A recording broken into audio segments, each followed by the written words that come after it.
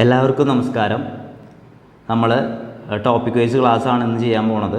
നമ്മൾ മാത്സിൽ ഓരോരോ ടോപ്പിക്കുകളായിട്ട് ചെയ്ത് തീർത്തുകൊണ്ടിരിക്കുകയാണ്. അപ്പോൾ ഇതിൽ നമ്പേഴ്സിൽ കുറച്ച് ക്ലാസ്സുകൾ ചെയ്തു. അപ്പോൾ അതിൻ്റെ ബാക്കിയാണ് ഇന്നത്തെ ക്ലാസ്സിലുള്ളത്. അപ്പോൾ അതിന് മുമ്പായിട്ട് കുറച്ച് കാര്യങ്ങളും കൂടി പറയാമെന്ന് വിചാരിക്കുന്നു. നിങ്ങളിപ്പോൾ പഠിക്കുന്ന ഒരാളാണെന്നുണ്ടെങ്കിൽ, നമ്മളിപ്പോൾ PSC പരീക്ഷയ്ക്ക് പ്രിപ്പയർ ചെയ്യുകയാണെന്നുണ്ടെങ്കിൽ നിങ്ങൾ എന്ത് ചെയ്യണമെന്ന് വിചാരിച്ചാൽ, മറ്റുള്ള ആളുകൾ, നിങ്ങളുടെ കൂടെ പഠിക്കുന്ന ആളുകളിലേക്കാൾ കൂടുതൽ എഫേർട്ട് നിങ്ങൾ ഇടണം. അത് നല്ല രീതിയിലിടണം.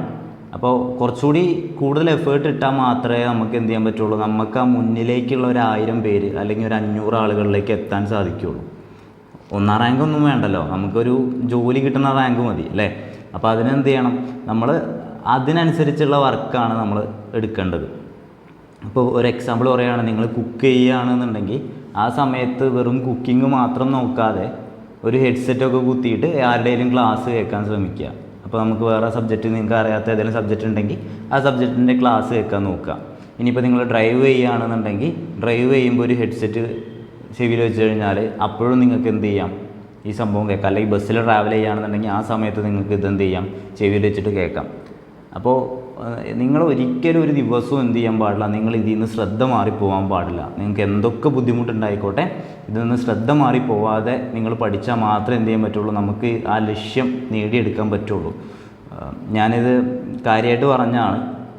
നമ്മൾ ഈ ലക്ഷ്യം നേടിയെടുക്കുക എന്നുള്ളതല്ലേ, അതായത് ഈ ഒരു ജോലി കൊണ്ട് നമുക്കും നമ്മുടെ കുടുംബത്തിനും നമുക്കിഷ്ടമുള്ളവർക്കും വേണ്ടിയിട്ട് പല കാര്യങ്ങളും നമുക്ക് ചെയ്യാൻ സാധിക്കും.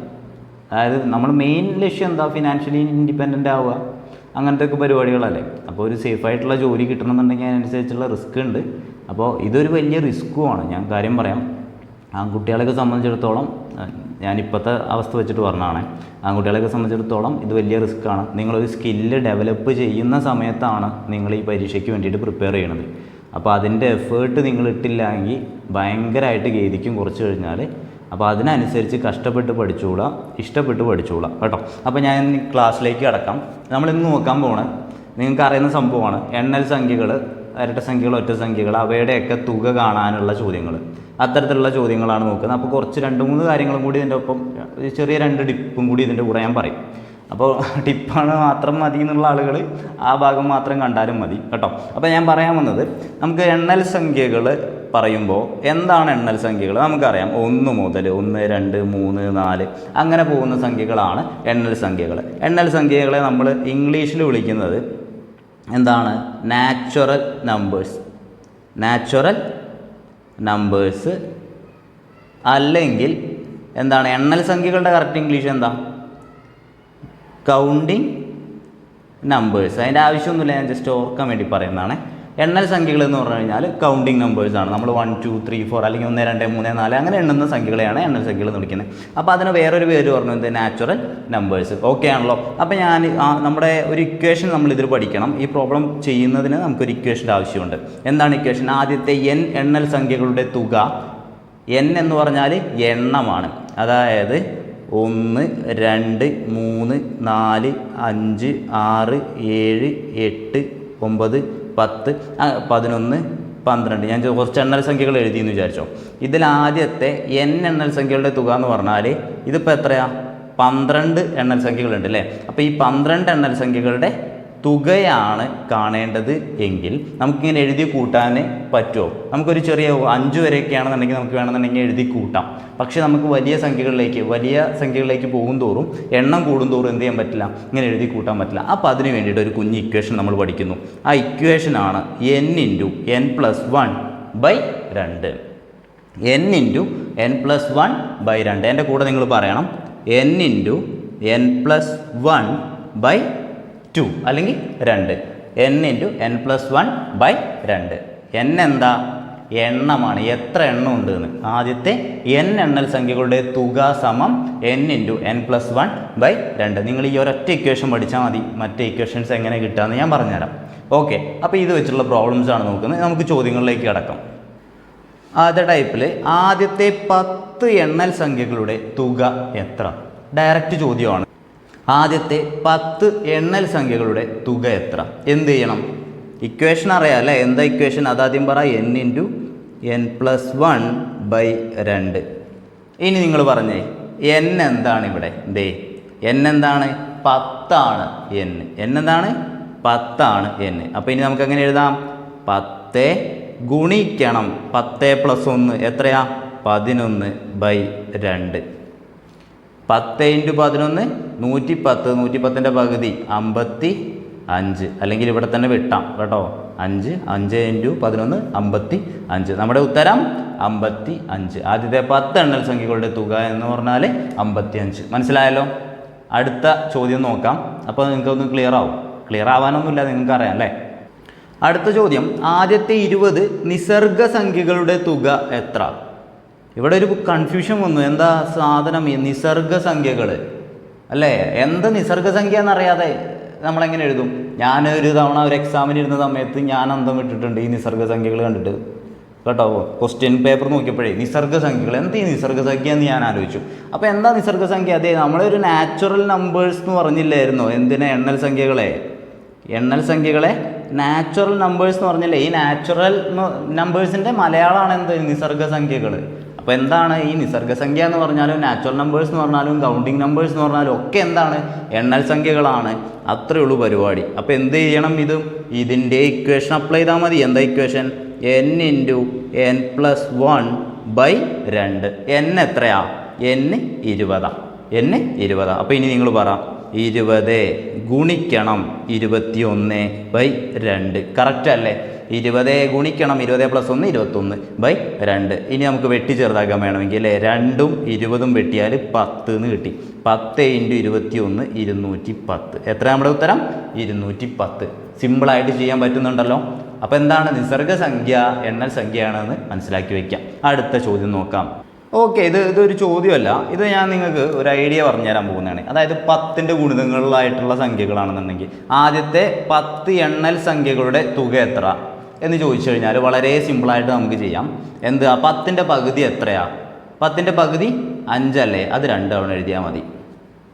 ആദ്യത്തെ 10 എണ്ണൽ സംഖ്യകളുടെ തുക കാണാൻ പറഞ്ഞാൽ 10ൻ്റെ പകുതി 5. അതിൻ്റെ കൂടെ ഒരു 5 കൂടി എഴുതാം. അതായത് 5 2 തവണ എഴുതാം. ഇനി ഇതാകെ നോക്കുന്നത് ആദ്യത്തെ 100 എണ്ണൽ സംഖ്യകളുടെ തുക എത്രയാണെന്ന് ചോദിച്ചു കഴിഞ്ഞാൽ 100ൻ്റെ പകുതി എത്രയാ? 50. അത് ഒരു തവണ കൂടി എഴുതിയാൽ മതി. അപ്പോൾ അതിൻ്റെ ഉത്തരം 5050. ഇനി അടുത്ത് നോക്കുക, ആദ്യത്തെ 1000 എണ്ണൽ സംഖ്യകളുടെ തുക എത്രയാണെന്ന് ചോദിച്ചു കഴിഞ്ഞാൽ എന്ത് ചെയ്യും? 1000ൻ്റെ പകുതി എത്രയാ? 500. ഇനി എന്ത് ചെയ്യും? ഒരു 500ഉം കൂടി അങ്ങ് എഴുതിയാൽ മതി. മനസ്സിലായോ? അപ്പോൾ ഇതാണ് ഇതിലുള്ളൊരു ചെറിയ ഐഡിയ. ഇനിയിപ്പോൾ 10,000 ആണെങ്കിലോ? 10,000ൻ്റെ പകുതി എത്രയാ? 5000 അല്ലേ? ഒരു 5000 കൂടി എഴുതിയാൽ മതി. മനസ്സിലായല്ലോ? ഇതാണ് ഇതിലെ കളി. ഓക്കെ, അപ്പോൾ ബാക്കിയുള്ളതിന് നടക്കുമെന്ന് ചോദിച്ചു കഴിഞ്ഞാൽ ഇല്ല. ഇനിയിപ്പോൾ 10ൻ്റെ ഒക്കെ വരുമ്പോൾ വെറുതെ ചെയ്ത് സമയം കളയണ്ട. 1 സെക്കൻഡിലാണ് ഇതിൻ്റെ ഉത്തരം അല്ലേ?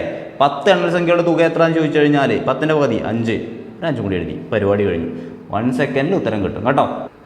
അപ്പോൾ ഇനി അടുത്തത് നിങ്ങൾക്ക് കുറച്ച് ചോദ്യങ്ങൾ തന്നിട്ടുണ്ട്. നിങ്ങളിത് എന്ത് ചെയ്യുക? പോസ് ചെയ്തിട്ട് നിങ്ങളത് ചെയ്ത് നോക്കുക. എന്നിട്ട് അതിൻ്റെ ഉത്തരം കമൻറ്റ് ചെയ്യുക കേട്ടോ. അപ്പോൾ നിങ്ങൾക്കുള്ള ചോദ്യം 2 ചോദ്യങ്ങളാണ്. ആദ്യത്തെ 30 എണ്ണൽ സംഖ്യകളുടെ തുക, ആദ്യത്തെ 25 നിസർഗ സംഖ്യകളുടെ തുക. ഇത് രണ്ടും നിങ്ങൾ കാണുക. നിങ്ങൾ എന്നിട്ട് ഉത്തരം കമൻറ്റ് ചെയ്യുക കേട്ടോ. ക്വസ്റ്റ്യൻ നമ്പർ തന്നിട്ടുണ്ട്. ആ ക്വസ്റ്റ്യൻ നമ്പർ എഴുതുക. 1 എന്ന് എഴുതുക, ഉത്തരം എഴുതുക. 2 എന്ന് എഴുതുക, ഉത്തരം എഴുതുക. ഓക്കെ, അപ്പോൾ അടുത്ത ചോദ്യം നോക്കാം. നിങ്ങളിതിൻ്റെ കൂടെ തന്നെ ചെയ്തു പോകണം കേട്ടോ. അതിന് വേണ്ടിയിട്ടാണ് ഇത് പറയണത്. ഒരു പേപ്പറും പേനയും ഇല്ലാതെ ഇരിക്കല്ലേ പ്ലീസ്. അടുത്ത് നോക്കാം, അടുത്ത ടൈപ്പ് നോക്കി നോക്കാം. ഓക്കെ, നമ്മൾ കഴിഞ്ഞ ചോദ്യം പഠിച്ചത് ആദ്യത്തെ n എണ്ണൽ സംഖ്യകളുടെ, അതായത് നമ്മളെങ്ങനെ പറയുന്നു? ആദ്യത്തെ 20 എണ്ണൽ സംഖ്യകളുടെ തുക കാണാനാണ് നമ്മൾ ഇത്രയും നേരം പഠിച്ചത് അല്ലേ? അതായത് നമുക്ക് എണ്ണം തന്നിട്ടുണ്ടായിരിക്കും, അതിൻ്റെ തുക എത്രയാണെന്ന് കാണാനാണ് നമ്മൾ പഠിച്ചിട്ടുള്ളത്. പക്ഷേ ഇത്തവണ നമ്മൾ നോക്കാൻ പോണത് ചെറിയൊരു വ്യത്യാസം. തുക തന്നിട്ടുണ്ട്, എത്ര എണ്ണൽ സംഖ്യകളുണ്ട് എന്നാണ് ചോദിച്ചേക്കണേ അല്ലേ? ആദ്യത്തെ എത്ര എണ്ണൽ സംഖ്യകളുടെ തുകയാണ്? 55. തുക തന്നിട്ടുണ്ട്. ഇത് കാണുമ്പോഴേ നിങ്ങൾക്ക് ഉത്തരം കിട്ടിയിട്ടുണ്ടായിരിക്കും. പക്ഷേ ഇത് കണ്ടുപിടിക്കാൻ അറിയണ്ടേ? എങ്ങനെ കണ്ടുപിടിക്കും? നിങ്ങൾക്ക് അറിയുന്നൊരു സംഭവമുണ്ട്. ആദ്യത്തെ n എണ്ണൽ സംഖ്യകൾ, n എന്ന് പറഞ്ഞാൽ എണ്ണൽ സംഖ്യകളുടെ എണ്ണം, n എണ്ണൽ സംഖ്യകളുടെ തുക കാണാനുള്ള ഇക്വേഷൻ നിങ്ങൾക്ക് അറിയാം. എത്രയാ? n × n+1/2. ഇതാണ് അതിൻ്റെ ഇക്വേഷൻ. ഇത് കണ്ടു കഴിഞ്ഞാൽ കിട്ടുന്നത് തുകയാണ്. അത് എത്രയാണെന്ന് ചോദ്യത്തിൽ തന്നിട്ടുണ്ട്, 55. ഇത് ചോദ്യത്തിൽ തന്നിട്ടുണ്ട്. നമ്മൾ എന്ത് ചെയ്യും, ഇനി ഇക്വേഷനെ സോൾവ് ചെയ്യണം അല്ലേ? അപ്പോൾ ഇക്വേഷനെ സോൾവ് ചെയ്യാൻ വേണ്ടി ഈ 2നെ 55ൻ്റെ അടുത്തോട്ട് കൊണ്ടുപോകണം. അപ്പോൾ n × n+1 എന്ന് പറയുന്നത് 55/2 ആണോ ഗുണിക്കണം 2 ആണോ? നിങ്ങൾ പറ. ഗുണിക്കണം 2 ആണ്. കാരണം ഇവിടെ താഴെയാണ് കിടക്കണേ, ഹരണമാണ് ഇത്. n × n+1നെ 2 കൊണ്ട് ഹരിക്കാനാണ് സമത്തിൻ്റെ ഇപ്പുറം പറഞ്ഞത്. സമത്തിൻ്റെ അപ്പുറം പോകുമ്പോൾ ഗുണിക്കാനാവും, ഓർക്കണം. 55 × 2. അപ്പോൾ നമുക്ക് അതിനെങ്ങനെ എഴുതാം? n × n+1 = 110 എന്ന് എഴുതാം. ഇനി ഇത് സോൾവ് ചെയ്യാൻ പറയുകയാണെന്നുണ്ടെങ്കിൽ ഇത് നമ്മൾ ഉള്ളിലേക്ക് ഗുണിച്ച് നമ്മൾ എന്ത് ചെയ്യും, ക്വാഡ്രാറ്റിക് ഇക്വേഷനൊക്കെ യൂസ് ചെയ്തിട്ട് വേണം ചെയ്യാൻ കേട്ടോ. അപ്പോൾ അതിനെ നമ്മൾ മെനക്കെടുന്നില്ല. ഇതിന് ഒരു ചെറിയ പരിപാടിയുണ്ട്. n × n+1 = 110. അതിൽ വേറൊരു ട്രിക്ക് പറയാം. n × n+1 = 110. അത് കണ്ടുപിടിക്കാൻ ഒന്നുകിൽ നിങ്ങൾ ഓപ്ഷനിൽ നിന്ന് എടുത്ത് ചെയ്താൽ മതി. അല്ലെങ്കിൽ നിങ്ങൾ നോക്കണം n × n+1 എന്ന് പറഞ്ഞാൽ എന്താ അതുകൊണ്ട് അർത്ഥമാക്കുന്നത്? n ഒരു സംഖ്യ, അതിൻ്റെ തൊട്ടടുത്ത സംഖ്യയാണ് എന്ത്, n+1 അല്ലേ? n ഒരു സംഖ്യ, അതിൻ്റെ തൊട്ടടുത്ത സംഖ്യയാണ് എന്ത്, n+1. അതിൻ്റെ വ്യത്യാസം ഒന്നാ അല്ലേ? അതുകൊണ്ട് അപ്പോൾ എന്താണ്, ഒന്നിപ്പോൾ ഒരു ഫോർ എക്സാമ്പിൾ ഇതാ n 5 ആണെങ്കിൽ n+1 എത്രയായിരിക്കും, 6 ആയിരിക്കും. അപ്പോൾ തൊട്ടടുത്ത സംഖ്യയാണെന്നുള്ള കാര്യം നിങ്ങൾക്ക് മനസ്സിലായല്ലോ. അങ്ങനെയാണെങ്കിൽ അപ്പോൾ അതാണ് നമ്മളെ ക്യാച്ച്. അടുത്തടുത്ത 2 എണ്ണൽ സംഖ്യകളുടെ ഗുണനഫലം എത്രയായിരിക്കും, അതായത് തന്നിട്ടുണ്ടെങ്കിൽ ആ സംഖ്യകളെ കണ്ടുപിടിക്കാൻ വേണ്ടി, അതിലെ വലിയ സംഖ്യയും കണ്ടുപിടിക്കാം, ചെറിയ സംഖ്യയും കണ്ടുപിടിക്കാനൊരു ചെറിയ ട്രിക്ക് ഉണ്ട്. ആ ട്രിക്കാണ് ഞാൻ പറയാൻ പോകുന്നത്. നമ്മൾ ഈ 110 ഇല്ലേ, ഈ 110ൻ്റെ തൊട്ടടുത്തുള്ള എന്ത് ചെയ്യണം, ഒരു പെർഫെക്റ്റ് സ്ക്വയർ ഏതാണ് നമ്മൾ കണ്ടുപിടിക്കണം. അപ്പോൾ അത് കണ്ടുപിടിക്കാൻ വേണ്ടിയിട്ട് നമുക്കിപ്പോൾ വേണ്ടത് n × n+1 ആണല്ലോ. ഇതിലേതാ നമുക്ക് വേണ്ടത്, n ആണോ n+1 ആണോ നമുക്ക് വേണ്ടത്? n ആണ് നമ്മൾ കണ്ടുപിടിക്കേണ്ടത് അല്ലേ? n ആണ് കണ്ടുപിടിക്കേണ്ടത്. n ചെറിയ സംഖ്യ അല്ലേ? n ചെറിയ സംഖ്യയാണ്. അപ്പോൾ നിങ്ങൾ ഈ ഒരു കാര്യം മാത്രം നോക്കുക. ഇങ്ങനത്തെ പ്രോബ്ലംസിൽ, അതായത് എണ്ണൽ സംഖ്യ, ഇരട്ട സംഖ്യ, ഒറ്റ സംഖ്യ, പിന്നെ നമ്മുടെ അഖണ്ഡ സംഖ്യ, ഈ സംഖ്യകൾക്കൊക്കെ എന്തുണ്ടാവും, ഈ സംഖ്യകളൊക്കെ ചെയ്യുന്ന പ്രോബ്ലംസിൽ ഈ മെത്തേഡ് നിങ്ങൾ ഫോളോ ചെയ്യണം കേട്ടോ. നമ്മൾ അതിലൊക്കെ കണ്ടുപിടിക്കാൻ പോകുന്ന ചെറിയ സംഖ്യയാണ്. ആ ചെറിയ സംഖ്യ ആയിരിക്കും എന്ത്, n × n+1 ഒരു സംഖ്യ തന്നു. അങ്ങനെയാണെന്നുണ്ടെങ്കിൽ ആ സംഖ്യയിൽ നമ്മൾ കണ്ടുപിടിക്കാൻ പോകുന്നത് ചെറിയ സംഖ്യയാണ്. അപ്പോൾ അത് മാത്രം നോക്കുക. ഇത്രയും നേരം പറഞ്ഞൊക്കെ എന്ത് ചെയ്യാം, n × n+1 = 110 എന്ന് തന്നു. ഇനി നമ്മൾ കണ്ടുപിടിക്കാൻ പോകുന്നത് n ആണ്. ആ n ചെറിയ സംഖ്യയാണ്. അത് മാത്രം നിങ്ങൾ മനസ്സിലാക്കാം. അപ്പോൾ ഈ 110ൻ്റെ താഴെയുള്ള, മേലെയല്ല, ചെറിയ സംഖ്യ ആയതുകൊണ്ടാണ് 110ൻ്റെ താഴെയുള്ള പെർഫെക്റ്റ് സ്ക്വയർ ഏതാ നോക്കുക. ഏതാ? 100. 110ൻ്റെ തൊട്ട് താഴെയുള്ള പെർഫെക്റ്റ് സ്ക്വയർ ഏതാ? 100. 100 എന്താ? 10ൻ്റെ സ്ക്വയറാ അല്ലേ? 100 ഏതാ? 10ൻ്റെ സ്ക്വയറാ. എങ്കിൽ ആ 10 ആയിരിക്കും നമ്മുടെ n എന്ന് പറയുന്നത്. നമ്മുടെ n എന്ന് പറയുന്നത്. അത്രയേ ഉള്ളൂ. അപ്പോൾ അടുത്ത ചോദ്യം പറയുമ്പോൾ നിങ്ങൾക്ക് ഒന്നും കൂടി കറക്റ്റായിട്ട് കിട്ടും. അപ്പോൾ ഇത് 10 × 10ൻ്റെ അടുത്തത് 11, 110 അങ്ങനെ കിട്ടും. ഇനിയിപ്പോൾ നിങ്ങൾക്ക് ഓപ്ഷനിൽ നിന്ന് വേണമെങ്കിൽ ചെയ്യാം, പക്ഷേ അതിന് നിൽക്കണ്ട. ഞാൻ പറഞ്ഞ ഐഡിയ മനസ്സിലായല്ലോ. അടുത്ത ചോദ്യത്തിൽ പറയുമ്പോൾ ഒന്നും കൂടി കറക്റ്റായിട്ട് കിട്ടും. അടുത്ത ചോദ്യം നോക്ക്. ആദ്യത്തെ എത്ര എണ്ണൽ സംഖ്യകളുടെ തുകയാണ് 325? ആദ്യത്തെ എത്ര എണ്ണൽ സംഖ്യകളുടെ തുകയാണ് 325? അപ്പോൾ നമ്മൾ ഇക്വേഷനിലേക്ക് വരികയാണ്. എന്ത് ചെയ്യും? n × n+1/2 ആണ് എന്ത്? 325. n × n+1/2 ആണ് എന്ത്? 325. ഇനി n × n+1 കണ്ടുപിടിക്കണ്ടേ? പറ. n × n+1 = 325 ഗുണിക്കണം 2. ദേ ഇയാളിങ്ങോട്ട് പോയി. അപ്പോൾ നമുക്ക് n × n+1 എന്ന് പറയുന്നത് 325 × 2 600ഉം 50ഉം 650. n × n+1 = 650 ആണെങ്കിൽ n എത്രയാണ് കണ്ടുപിടിക്കണം അല്ലേ? 650 ആണ് നമ്മുടെ സംഖ്യ. 650ൻ്റെ തൊട്ട് താഴെയുള്ള ഒരു പെർഫെക്റ്റ് സ്ക്വയർ ഏതാ? നിങ്ങൾക്ക് അറിയാം പഠിക്കാൻ പറഞ്ഞിട്ടുള്ളതാണ്. ഏതാ? 625 അല്ലേ? 625 അല്ലേ? 625 എന്ന് പറഞ്ഞു കഴിഞ്ഞാൽ എന്തിൻ്റെ സ്ക്വയറാ? എന്തിൻ്റെ സ്ക്വയർ 625 എന്ന് പറഞ്ഞാൽ 25ൻ്റെ സ്ക്വയറാ. അപ്പോൾ നമ്മുടെ എൻ എത്രയാ? 25. എൻ എത്രയാ? 25. 650 പറഞ്ഞപ്പോൾ 25 × 26 ആയിരിക്കും. ഓക്കെ അല്ലേ? അപ്പോൾ എൻ എന്ന് പറഞ്ഞാൽ 25. അപ്പോൾ നമ്മളെ ആദ്യത്തെ എത്ര എണ്ണൽ സംഖ്യകളുടെ തുകയാണ് 325 ചോദിച്ചു കഴിഞ്ഞാൽ എത്രയാ? 25 എണ്ണൽ സംഖ്യകളുടെ തുകയാണ് എന്ത്? 325. കൺഫ്യൂഷൻ ഉണ്ടോ? ചെയ്തു നോക്കണോ? ഇതാക്കുന്നു 25 × 25 + 1 26 / 2 ചെയ്തു നോക്കാം. ഇതാ വെട്ടി ചെറുതാക്കാം. 13 × 25. 13 × 25 ചെയ്യാൻ എന്ത് ചെയ്താൽ മതി? ഗുണിച്ചു നോക്കുക. 325 എന്ന് നമുക്ക് ഉത്തരം കിട്ടും. അപ്പോൾ അത് കറക്റ്റാണ് കേട്ടോ. അപ്പോൾ നമ്മൾ മനസ്സിലാക്കുന്നുണ്ടല്ലോ, അതെങ്ങനെ ചെയ്യേണ്ട മനസ്സിലാക്കുന്നുണ്ടല്ലോ, സിമ്പിളായിട്ട് മനസ്സിലാവുന്നുണ്ടല്ലോ. അടുത്ത ചോദ്യം നോക്കാം. അടുത്ത ചോദ്യം, ആദ്യത്തെ എത്ര എണ്ണൽ സംഖ്യകളുടെ തുകയാണ് 78? ഞാനിത് ചെയ്യുന്നത് മാത്രം, ഇത് നിങ്ങൾക്ക് പ്രാക്ടീസ് ക്വസ്റ്റ്യൻ ആണ്. ഇതിൻ്റെ ഫസ്റ്റ് സ്റ്റെപ്പ് മാത്രം ഞാൻ പറയാം. എന്താ ചെയ്യേണ്ടത്? n × n+1/2 എന്ന് പറയുന്നതാണ് എന്ത്? 78. ബാക്കി നിങ്ങൾ ചെയ്യും കേട്ടോ. അപ്പോൾ അടുത്ത ടൈപ്പിലേക്ക് പോവാം. ഇനി അടുത്ത കൂട്ടരാണ് ഇരട്ട സംഖ്യകൾ. ഇരട്ട സംഖ്യകളുടെ ടൈപ്പിൽ നമ്മൾ എന്ത് ചെയ്യണം? ഈ ഒരു ഇക്വേഷൻ പഠിച്ചു വെക്കണം. അപ്പോൾ ഇക്വേഷൻ പഠിക്കാൻ ഞാൻ ഈസിയാണ് നേരത്തെ പറഞ്ഞായിരുന്നു അല്ലേ? എന്താണ് ഈസി എന്ന് പറഞ്ഞാൽ നമ്മൾ ഫസ്റ്റ് ഇക്വേഷൻ കറക്റ്റ് പഠിക്കുക. എന്ത്? എണ്ണൽ സംഖ്യകളുടെ ഇക്വേഷൻ. എന്താ എണ്ണൽ സംഖ്യകളുടെ ഇക്വേഷൻ? എണ്ണൽ സംഖ്യകളുടെ തുക കാണാനുള്ള ഇക്വേഷൻ എന്താ? n × n+1/2. n × n+1/2. ഇതാണ് എണ്ണൽ സംഖ്യകളുടെ തുക കാണാനുള്ള ഇക്വേഷൻ. അപ്പോൾ ഇരട്ട സംഖ്യകൾ എന്താ? ഇരട്ട സംഖ്യ 2, 4, 6, 8 അങ്ങനെ പോകുന്നു അല്ലേ? അതായത് 2 കൂടി പോവുകയാണ് അല്ലേ? അല്ലെ 2ൻ്റെ ഗുണിതങ്ങളായിരിക്കും ഇരട്ട സംഖ്യകൾ അല്ലേ? നമ്മളപ്പോൾ ഇരട്ട സംഖ്യകളുടെ തുക കാണാൻ പറഞ്ഞാൽ എന്ത് ചെയ്യാമെന്നറിയോ? നമ്മുടെ എണ്ണൽ സംഖ്യകളുടെ തുക കാണാനുള്ള ഇക്വേഷൻ മാത്രം പഠിക്കുക. n × n+1/2. എന്നിട്ട് എന്ത് ചെയ്യാം? അതെ, ആ 2 മായ്ച്ചു കളയാം. ആ 2 മായ്ച്ചു കളഞ്ഞാൽ മതി. അപ്പോൾ നമ്മുടെ ഇക്വേഷൻ എന്തായി? n × n+1. അത്രയേ ഉള്ളൂ. ഓക്കെ ആണല്ലോ? ഞാൻ എന്താ പറഞ്ഞത്?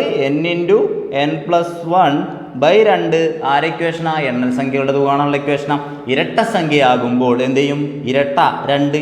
ആ 2 മായ്ച്ചു കളഞ്ഞാൽ മതിയെന്നേ. മനസ്സിലായോ? അപ്പോൾ നമ്മുടെ ഇക്വേഷൻ എന്താ? n × n+1 ആണ് നമ്മുടെ ഇക്വേഷൻ. n എന്താ? ഇരട്ട സംഖ്യകളുടെ എണ്ണം. n എന്താ? ഇരട്ട സംഖ്യകളുടെ എണ്ണം. അടുത്ത ചോദ്യത്തിലേക്ക് പോകാലോ നമുക്ക്. ചോദ്യം ഡയറക്റ്റ് ചോദ്യമാണ്. ആദ്യത്തെ 10 ഇരട്ട സംഖ്യകളുടെ തുക എത്ര?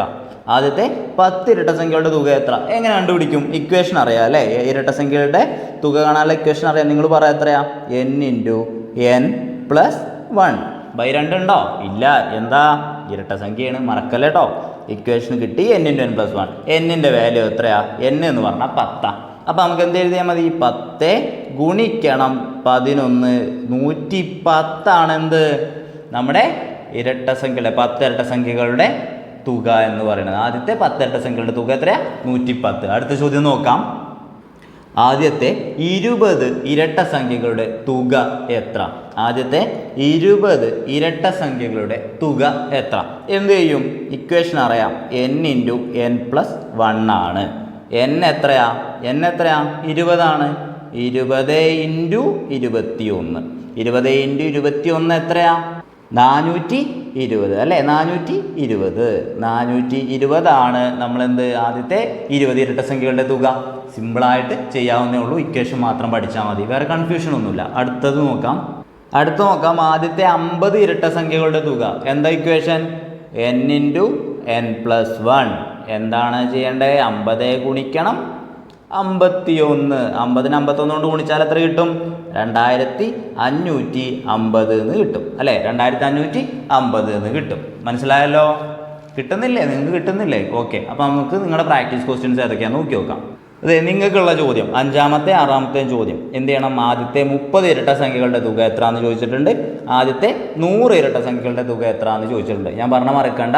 നിങ്ങൾ ക്വസ്റ്റ്യൻ നമ്പർ എഴുതുക, 5 എന്ന് എഴുതുക, ബ്രാക്കറ്റ് 5 എന്ന് എഴുതുക, എന്നിട്ട് ഉത്തരം എഴുതുക. കമൻറ്റിൽ ചെയ്യണേ കേട്ടോ. നിങ്ങൾ കാണുന്നുണ്ട് കുറേ പേര്. നിങ്ങൾ ചെയ്യുന്ന ആളുകളാണെന്നുണ്ടെങ്കിൽ, അതായത് ഒരു പേപ്പറും പേനയും എടുത്ത് കാര്യം ചെയ്യുന്നുണ്ടെങ്കിൽ നിങ്ങൾ അതിൽ കമൻറ്റായിട്ട് രേഖപ്പെടുത്തണേ. അപ്പോൾ അടുത്ത ചോദ്യം നോക്കാം. യെസ്, നമ്മൾ ഇപ്പോൾ നേരത്തെ എണ്ണൽ സംഖ്യകളുടെ കാര്യത്തിൽ എന്ത് ചെയ്തു? ആദ്യം എണ്ണൽ സംഖ്യകളുടെ തുക കാണുന്ന ടൈപ്പ് പറഞ്ഞു. അതിനുശേഷം എന്ത് ചെയ്യുന്നു? എത്ര എണ്ണൽ സംഖ്യകളുടെ തുകയാണ് ഇന്നത് എന്ന് പറഞ്ഞിട്ടുള്ള ചോദ്യങ്ങളും ചെയ്തു. അപ്പോൾ അതേ മോഡൽ എന്ത് ചെയ്യാണ്? ഇരട്ട സംഖ്യകളിലും നമുക്ക് ചോദിക്കാറുണ്ട്. അപ്പോൾ അത് വെച്ചിട്ടുള്ള ചോദ്യങ്ങളാണ് ഈ ടൈപ്പിൽ പറയുന്നത്, ടൈപ്പ് 4 പറയുന്നത്. അപ്പോൾ ആദ്യത്തെ എത്ര ഇരട്ട സംഖ്യകളുടെ തുകയാണ് 240 എന്നാണ് നമ്മുടെ ചോദ്യം. നമ്മൾ നേരത്തെ ചെയ്ത അതേ മോഡൽ ചെയ്താൽ മതി. പക്ഷേ ഇക്വേഷനിലൊരു വ്യത്യാസമുണ്ട് അല്ലേ? ഇക്വേഷൻ ഇത്തവണ n×n+1 എന്ന് മാത്രമാണ്. ഇക്വേഷൻ എന്താണ്? n×n+1 എന്ന് മാത്രമാണ്. അപ്പോൾ നമ്മൾ എന്ത് ചെയ്യും? n×n+1 എന്ന് പറയുന്നത് 240 ആണ് എന്നുള്ള കാര്യം നമ്മൾ എഴുതി. അപ്പോൾ ഇനി നമുക്ക് ബൈറ്റും ഒന്നുമില്ല, അതുകൊണ്ട് ഇനി ഒരു സ്റ്റെപ്പ് നമുക്ക് പോയി കിട്ടുകയാണ് ചെയ്യണേ. അപ്പോൾ എന്ത് ചെയ്താൽ മതി? നേരെ നമുക്കറിയാം അല്ലേ എന്താ ഇനി ചെയ്യേണ്ടതെന്ന് നമുക്കറിയാം. എന്ത് ചെയ്യണം? 240 ഉണ്ട്. നമുക്ക് വേണ്ടത് എന്നാണ്? ആരാ? ചെറിയവനാണ് കേട്ടോ. n ചെറിയതാണ്, അത് മനസ്സിലാക്കണം. ചെറുതാണെന്ന് മനസ്സിലാക്കുമ്പോൾ എന്ത് ചെയ്യണം? 240 താഴെയുള്ള തൊട്ടടുത്തുള്ള പെർഫെക്റ്റ് സ്ക്വയർ ആരാണ് നോക്കുക. ആരാണ്? 225. ആരാണ്? 225. 225 ആരാ സ്ക്വയറാ? 225 ആരാ സ്ക്വയറാ? പറ. 15ൻ്റെ സ്ക്വയറാ. ഞാൻ സ്ക്വയേഴ്സ് 30 വരെ കാണാതെ പഠിക്കാൻ പറഞ്ഞാട്ടോ, അതൊന്നും പഠിക്കാതിരിക്കല്ലേ. 15. 225 ആരാ സ്ക്വയറാ? 15 സ്ക്വയറാണ് 225. നമ്മുടെ n അപ്പം എത്രയായിരിക്കും? 15. ഇത്രയേ ഉള്ളൂ പരിപാടി. ഓക്കെ, ഇനിയിപ്പോൾ നിങ്ങൾക്ക് ഈ ഇക്വേഷൻ പോലും ഇല്ലാതെ ഇത് ചെയ്യാൻ പറ്റും. അത് ഞാൻ ജസ്റ്റ് ഒന്ന് പറയാം കേട്ടോ. ഫോർ എക്സാമ്പിൾ, നിങ്ങൾക്കിപ്പോൾ എക്സാമിനൊക്കെ ഇരിക്കുന്ന സമയത്ത് നിങ്ങൾക്ക് പെട്ടെന്ന് ചെയ്യാൻ വേണ്ടി ഞാൻ ജസ്റ്റ് ഒന്ന് പറയാം. പക്ഷേ അത് ഫോളോ ചെയ്യണ്ട, സംഭവം ഇത് തന്നെയാണ് പറയുന്നത്. പക്ഷേ ഇക്വേഷൻ എഴുതേണ്ട ആവശ്യം പോലും ഇല്ല ശരിക്കും കേട്ടോ. നിങ്ങളോട് ചോദ്യം ആദ്യത്തെ എത്ര ഇരട്ട സംഖ്യകളുടെ തുകയാണ് 240 എന്ന് ചോദിച്ചു കഴിഞ്ഞാൽ ആ ചോദ്യം വേറൊരു രീതിയിൽ പറയുകയാണെന്നുണ്ടെങ്കിൽ അടുത്തടുത്ത 2 എണ്ണൽ സംഖ്യകളുടെ ഗുണനഫലം 240 ആയാൽ ചെറിയ സംഖ്യ ഏത്? ഇത്തരത്തിലൊരു ചോദ്യം വരികയാണെങ്കിലും ഇത് രണ്ടും ഒരേ സംഭവമാണ് കേട്ടോ. അദ്ദേഹത്തെ എത്ര ഇരട്ട സംഖ്യകളുടെ തുകയാണ് 240 എന്ന് ചോദിച്ചു കഴിഞ്ഞാലും അടുത്തടുത്ത 2 എണ്ണൽ സംഖ്യകളുടെ ഗുണനഫലം 240 ആയാൽ ചെറിയ സംഖ്യ ഏതെന്ന് ചോദിച്ചു കഴിഞ്ഞാലും ഒരേ ഐഡിയയാണ് ഫോളോ ചെയ്യേണ്ടത് കേട്ടോ. എന്താണ്? അത് രണ്ടും n×n+1 ആണ് എന്നുള്ള കാര്യം ജസ്റ്റ് ഒന്ന് ക്ലിക്കായാൽ മതി. അത് ക്ലിക്കായ പരിപാടി കഴിഞ്ഞു. അപ്പോൾ നമ്മൾ എന്ത് ചെയ്യും? 240 എന്ന് എഴുതി. ചെറിയ സംഖ്യയല്ലേ വേണ്ടേ, അല്ലെങ്കിൽ നമുക്ക് ചെറുതാണ് വേണ്ടത്. അപ്പോൾ നമ്മൾ നേരെ നോക്കുക, 240ൻ്റെ തൊട്ട് താഴെയുള്ള പെർഫെക്റ്റ് സ്ക്വയർ 225 ആണ്. 225 എന്ന് പറഞ്ഞു കഴിഞ്ഞാൽ ആര സ്ക്വയറാ? 15ൻ്റെ സ്ക്വയറാ. അതായിരിക്കും നമ്മുടെ ഉത്തരം കേട്ടോ. n-ൻ്റെ വാല്യൂ അതായിരിക്കും. ഓക്കെ ആണല്ലോ? ഞാനിപ്പോൾ പറഞ്ഞത് നിങ്ങൾക്ക് കൺഫ്യൂഷൻ ആക്കുന്നുണ്ടെന്നുണ്ടെങ്കിൽ ഞാൻ മറന്നു കളഞ്ഞേരെ ഈ സാധനം പഠിച്ചാലും മതി. ഓക്കെ, അടുത്ത ചോദ്യം നോക്കാം. അടുത്ത ചോദ്യം, ആദ്യത്തെ എത്ര ഇരട്ട സംഖ്യകളുടെ തുകയാണ് 272? നിങ്ങൾ പറ, എന്താ ചെയ്യേണ്ടത്? ഞാൻ n×n+1 ആണെന്ത്? 272. n×n+1 ആണ് 272. എനിക്ക് ആരെയാണ് വേണ്ടേ? ചെറിയ ആളെയാ വേണ്ടേ? n ആണ് വേണ്ടത്, n+1 അല്ല, n ആണ് വേണ്ടത്. അപ്പോൾ ഞാൻ എന്ത് ചെയ്യും? 272ൻ്റെ തൊട്ട് താഴെയുള്ള പെർഫെക്റ്റ് സ്ക്വയറിനെ തിരഞ്ഞു. നിങ്ങളോട് ഞാൻ എപ്പോഴും സ്ക്വയേഴ്സ് എത്ര വരെ പഠിക്കാൻ പറഞ്ഞു? 30 വരെ. ഒന്ന് പഠിച്ചു വെച്ചോ, ഒരു പ്രശ്നവുമില്ല. ഇങ്ങനത്തെ പ്രോബ്ലങ്ങളൊക്കെ 1 സെക്കൻഡിൽ എഴുതി പോവാം. 272ൻ്റെ തൊട്ട് താഴെയുള്ള പെർഫെക്റ്റ് സ്ക്വയർ എന്ന് പറയുന്നത് 256 ആണ്. 256 ആണ്. ആരുടെ സ്ക്വയറാണ് 256? 16ൻ്റെ സ്ക്വയർ. അപ്പോൾ നിങ്ങൾക്ക് മനസ്സിലായി നമ്മളെ ചെറിയ സംഖ്യ ആരായിരിക്കും? n ആരായിരിക്കും? 16. n 16. ആദ്യത്തെ എത്ര ഇരട്ട സംഖ്യകളുടെ തുകയാണ് 272 എന്നുള്ള ചോദ്യത്തിൽ ആദ്യത്തെ 16 ഇരട്ട സംഖ്യകളുടെ തുകയാണ് 272 എന്ന് നമുക്ക് പറയാൻ പറ്റും. ഓക്കെ, മനസ്സിലായല്ലോ? അടുത്ത ചോദ്യം നോക്കാം. ഓക്കെ, അടുത്ത ചോദ്യമല്ല, നിങ്ങൾക്കുള്ള ചോദ്യമാണ്. 7ാമത്തെ 8ാമത്തെ പ്രാക്ടീസ് ക്വസ്റ്റ്യൻ ആണ്. ആദ്യത്തെ എത്ര ഇരട്ട സംഖ്യകളുടെ തുകയാണ് 210, അതുപോലെ ആദ്യത്തെ എത്ര ഇരട്ട സംഖ്യകളുടെ തുകയാണ് 650. ഈ 2 ചോദ്യങ്ങൾ നിങ്ങൾ ചെയ്യുക. ഞാൻ നേരത്തെ പറഞ്ഞ പോലെ തന്നെ എന്ത് ചെയ്യാം? കമൻറ്റ് ഇടുക കേട്ടോ. ഇടണം കേട്ടോ, കമൻറ്റ് ഇടണേ. ഞാൻ ഏതായാലും ഇങ്ങനെ കഷ്ടപ്പെട്ടൊരു പരിപാടി ചെയ്യാല്ലേ, നിങ്ങളും എനിക്ക് വേണ്ടി ഒന്ന് കഷ്ടപ്പെടും. ഓക്കെ, നിങ്ങളെനിക്ക് വേണ്ടി കഷ്ടപ്പെടുക, നിങ്ങളെനിക്ക് വേണ്ടി ഞാൻ ഏതായാലും ഇന്ന് പറയല്ലേ എന്ന് വിചാരിച്ചിട്ട് നിങ്ങളൊന്ന് ചെയ്തുക. ഓക്കെ, അപ്പോൾ നിങ്ങൾ ഈ പ്രോബ്ലം എന്തായാലും ചെയ്യത്തുള്ളൂല്ലോ. നമുക്ക് അടുത്ത ഇത് നോക്കാം. ഇതേ അടുത്ത ആൾ ഒറ്റ സംഖ്യകൾ. നമ്മൾ ആരെയൊക്കെ പറഞ്ഞു? എണ്ണൽ സംഖ്യകളെ പറഞ്ഞു, ഇരട്ട സംഖ്യകളെ പറഞ്ഞു. ഇനി പറയേണ്ട ആളാണ് ആര്? ഒറ്റ സംഖ്യ. അതിൻ്റെ ഇക്വേഷൻ വളരെ സിമ്പിളാണ്. N square. ആദ്യത്തെ എൻ ഒറ്റ സംഖ്യകളുടെ തുക എന്ന് പറയുന്നത് എൻ സ്ക്വയർ ആണ്. ഇതും ശരിക്ക് കാണാതെ പഠിക്കേണ്ടതില്ല, ഞാൻ പറയാം. എണ്ണൽ സംഖ്യകളുടെ തുക കാണാനുള്ള ഇക്വേഷൻ എന്ന് പറഞ്ഞേ n × n+1/2 അല്ലേ? ഞാൻ ഇതിൽ നിന്ന് ഈ രണ്ടിനെ മായ്ച്ചു കളഞ്ഞപ്പോൾ എനിക്ക് എന്ത് കിട്ടി?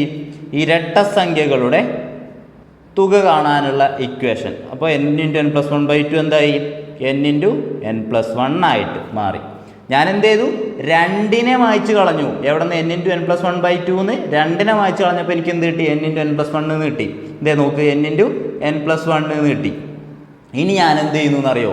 ഒറ്റ സംഖ്യ അല്ലേ, അപ്പം ഞാൻ ഒന്നിനെ മായ്ച്ചു കളയാം.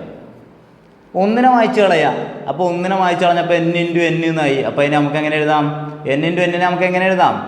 n square.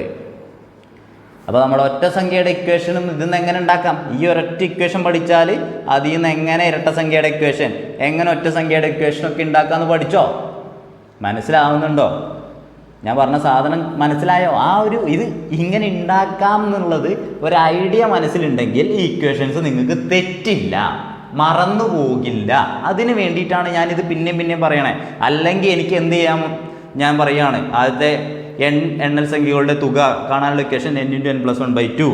ആദ്യത്തെ n ഇരട്ട സംഖ്യകളുടെ തുക കാണാനുള്ള ഇക്വേഷൻ n × n+1.